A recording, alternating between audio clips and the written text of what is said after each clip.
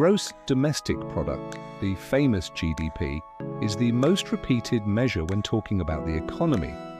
If GDP grows, we say a country is progressing. If it falls, we talk about a crisis. But what if GDP only tells part of the story? Think about it. GDP adds up the value of everything we produce and sell.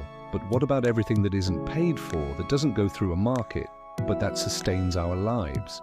What happens, for example, to a mother who cares for her children at home, to a volunteer who teaches in her neighborhood, to a forest that filters the air we breathe?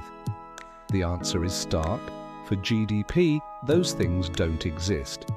GDP considers growth when we cut down that forest and sell the timber, but it completely ignores the value of keeping it standing, purifying the air, and giving life. What's more, if a river is polluted and we then spend millions cleaning it up, GDP increases. But if that same river remains clean naturally, GDP doesn't reflect this. Absurd, isn't it? This is the dilemma of the wasteful economy. We confuse more money in motion with greater well-being without stopping to consider whether we're really better off. The history of GDP. To understand how we got here, we have to go back to the 20th century, when Simon Kuznets, a brilliant economist, devised the concept of GDP.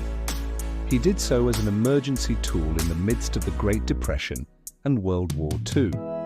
It was a practical way to measure how much a country could produce, how many tanks, how much food, how many factories were operating. But Kuznets himself warned, the well-being of a nation can hardly be inferred from national income.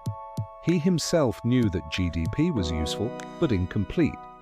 The problem is that over time, governments, banks, and the media have turned it into the ultimate measure of success.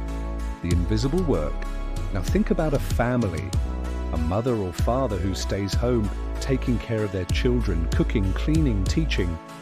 In economic terms, that work is invaluable. However, since it's not paid, GDP ignores it. But if that same family hires someone to do exactly the same thing, it suddenly appears in the national accounts as growth. Unpaid work, which according to the UN amounts to almost 13% of global GDP if measured by it, is invisible in statistics. Sustainability ignored. The same thing happens with nature. GDP celebrates every time we exploit natural resources because it generates sales, exports, and consumption. But GDP doesn't discount the cost of destroying those same resources. Simply put, for GDP, cutting down a tree and selling it is progress. Letting it grow to capture carbon and protect biodiversity is nothing. This is one of the biggest problems of the modern economy. We grow by measuring things that don't necessarily make us live better, and we leave out the things that truly sustain our future. The dark side of growth. If a country faces a natural disaster and needs to rebuild roads, hospitals, and homes, its GDP increases. If there is a war and weapons are manufactured, GDP also rises. But if society remains peaceful and harmonious, with healthy resources and people looking out for each other, GDP can stagnate, and that's interpreted as a failure. This shows us that in the end, we are stuck with an indicator that doesn't measure quality of life, but simply the number of transactions. Towards new metrics. So what alternatives exist? Today, economists and international organizations are proposing more comprehensive metrics.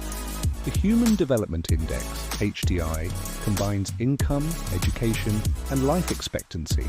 The OECD Wellbeing Index measures health, work, safety, civic participation, the environment, and more.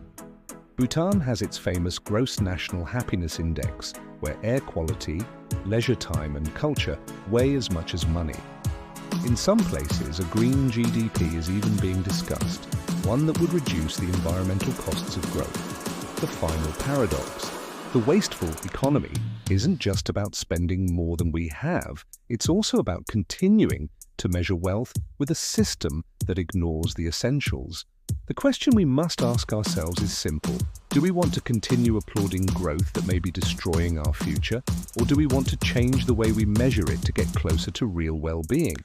Because if we continue measuring it incorrectly, we'll never know if we're truly improving.